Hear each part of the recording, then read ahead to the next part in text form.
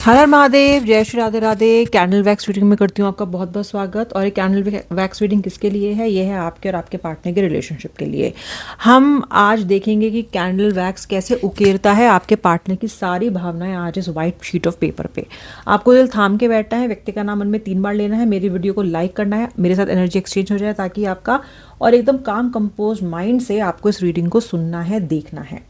तो ये वैक्स क्या बता रहा है, अब मैं शुरू करने वाली हूँ और बहुत ज़्यादा डिटेल में बताऊंगी आपको हर एक भावनाएं आपके पार्टनर की। So stay tune with me. मुझे अभी दिखाई दे रहा है कि आप खुद से बहुत ज़्यादा एग्जॉस्ट हो चुके हो इस रिलेशनशिप में। आपके पार्टनर ने आपको ऐसी हद तक लाके छोड़ दिया है जहाँ पे यू आर कंप्लीटली एग्जॉस्टेड। आपका तो मन ही नहीं करता, वैसा मन करता है कि कहीं बस चले जाओ। आपका ऐसा मन करता है कि कहीं दूर ऐसी जगह चले जाओ जहाँ पार्टनर की शक्ल देखनी पड़े, ना उससे दूरियां झेलनी पड़े, ना उसके मूड स्विंग्स देखने पड़े, ना इस रिश्ते में नेगेटिव पैटर्न्स झेलने पड़े। आप दूर एक सुंदर जगह पे जाना चाहते हो जहाँ पे ना ही तो कोई गम हो, कोई आंसू भी ना हो, बस कुछ भी ना हो, बस आप शांति से रह सको।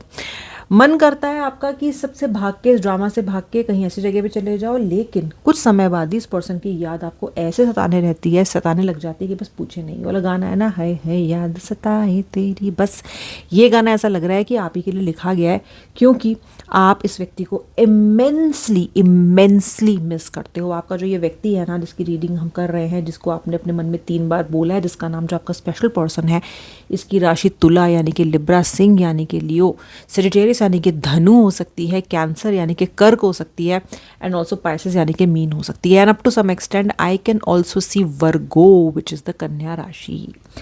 आपका ये जो पर्सन है बहुत अवॉइडेंट इंसान है, बहुत अवॉइडेंट इंसान है। वैसे तो ये अपने आप को ऐसा दिखाता है कि बड़ा तुर्रम खां है, सब कुछ जानता है, इसको तो सब पता है।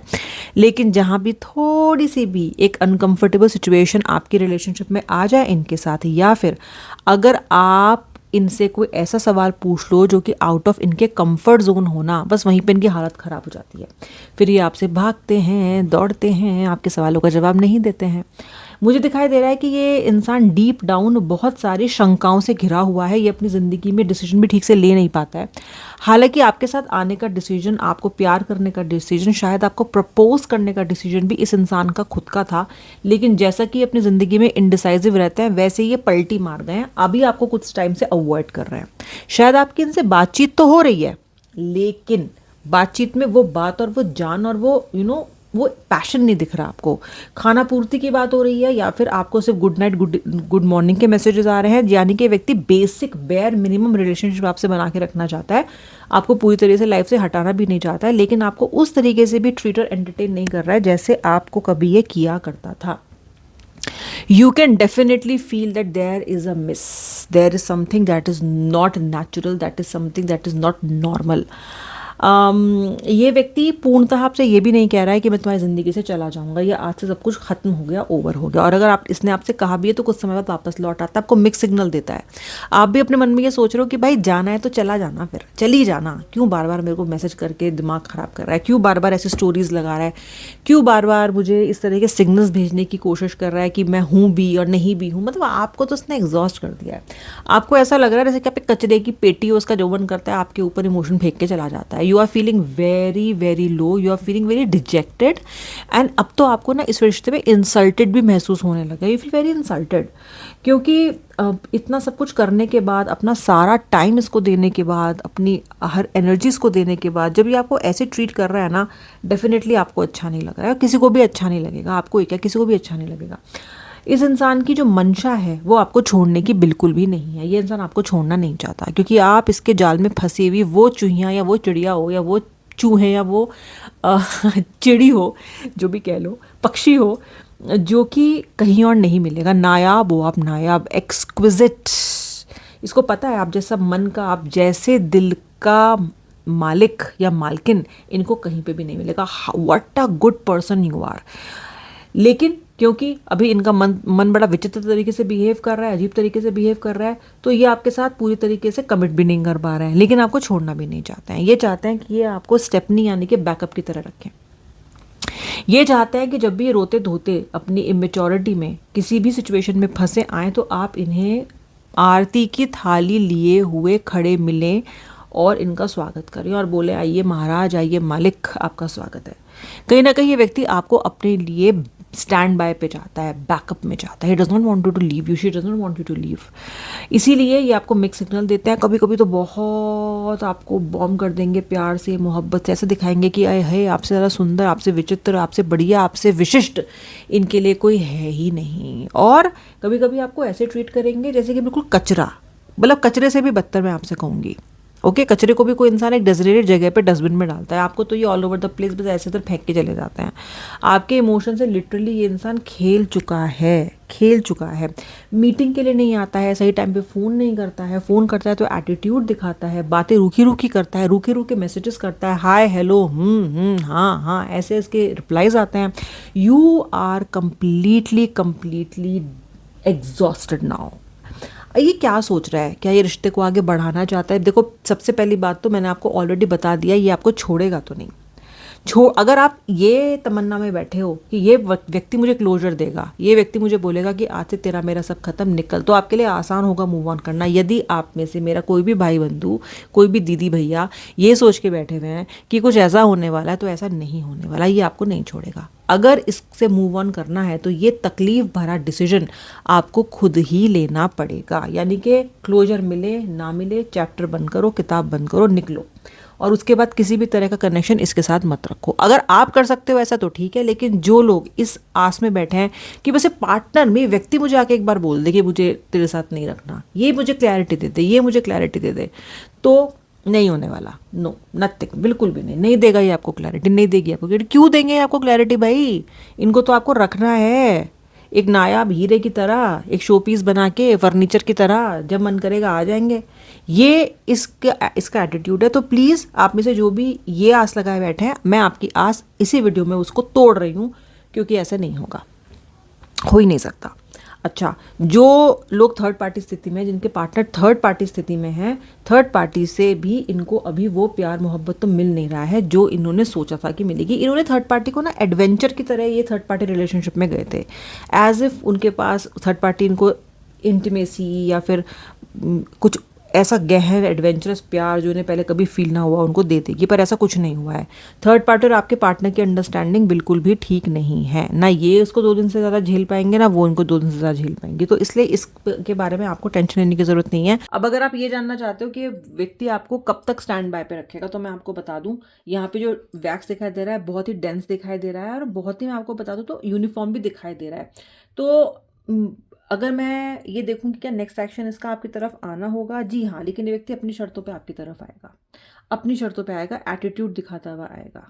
ओके, एकदम जेब में हाथ डाल के ऐसे घूमता घूमता, टहलता टहलता ये आपके पास लौट के आने वाला है, जैसे कि कुछ हुआ ही नहीं है, जैसे कि कोई बात ही नहीं हुई। और ये आपसे एक्सपेक्ट करेगा कि आप ऐसे ही इन महाराज को अपनी ज़िंदगी में एक्सेप्ट कर लो। ये व्यक्ति बेशर्म होके आएगा, बिल्कुल आएगा ज़रूर, आएगा ज़रूर। लेकिन अगर आप माफ़ी की उम्मीद कर रहे हो, जी नहीं, माफ़ी मांगता हुआ नहीं आएगा। ये आप पे एहसान करता हुआ आएगा, ये आपको ये दिखाता हुआ आएगा या आएंगी कि देखो, नाउ आई एम बैक।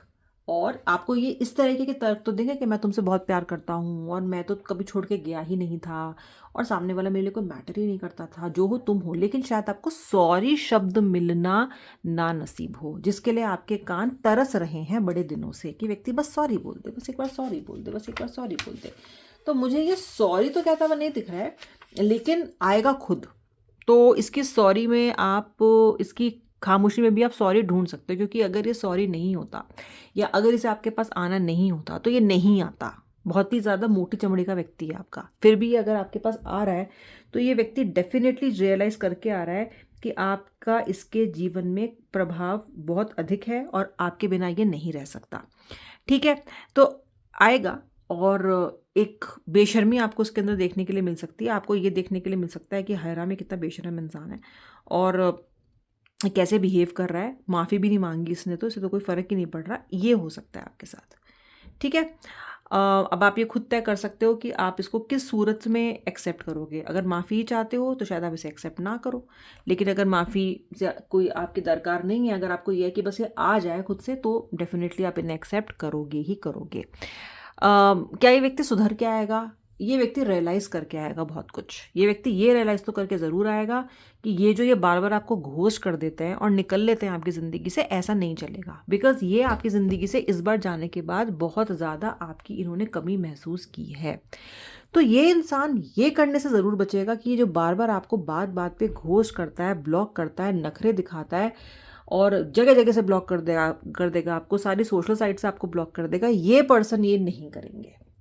इतनी रियलाइजेशन करके ये आ रहे हैं कि this person will not put you in that spot जहाँ पे आप इनसे बिल्कुल मतलब आउटग्रो कर जाओ।